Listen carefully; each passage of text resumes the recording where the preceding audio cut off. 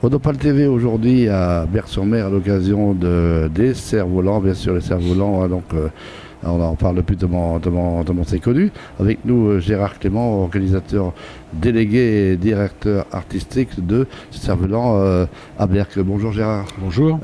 Donc on s'était déjà vu l'année dernière, on a fait un petit reportage. Alors par rapport à l'année dernière, il y a un petit peu de changement je suppose. Bien sûr qu'il y a du changement puisque l'année dernière c'était d'une part une année anniversaire, c'était les 30e, et puis cette année donc une année de plus, 31e, donc on est monté sur notre 31, c'est-à-dire qu'on s'est bien habillé, on a mis nos plus beaux atours pour recevoir le public nombreux qui va venir cette semaine. Alors quand vous parlez d'habillement, il n'y a pas que vous qui êtes habillé, il y a les cerfs-volants bien sûr, on en voit des beaux décors. Hein. Eh bien, exactement, donc non seulement on s'est habillé dans nos têtes, mais aussi on a habillé le ciel, et on peut voir actuellement depuis le début de la semaine le ciel qui est complètement inondé de cerfs-volants.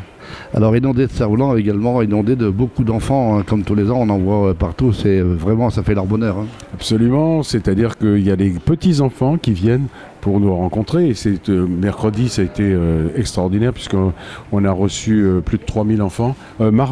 C'était mardi, plus de 3000 enfants des coopératives de l'école du Nord-Pas-de-Calais.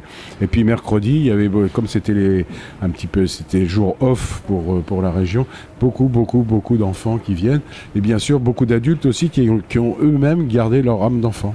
Alors, événement mondial, bien sûr, est-ce qu'il y a d'autres pays par rapport à l'année dernière qui font acte de présence cette année ? On a, oui, effectivement, d'autres pays qui sont venus, puisqu'on a quelques représentants du nord de l'Europe avec des Finlandais. Et on a également des représentants du Kazakhstan qui vont venir pendant la fin de cette semaine. Sinon, on est resté un petit peu sur les mêmes pays, c'est-à-dire qu'on a des États-Unis en passant par la Chine, la Nouvelle-Zélande, la Russie et tous les pays d'Europe, tout le monde a convergé pour venir sur ces 31e rencontres internationales. Alors je me souviens l'année dernière, on avait parlé de différentes catégories, hein, donc c'est toujours pareil, non ?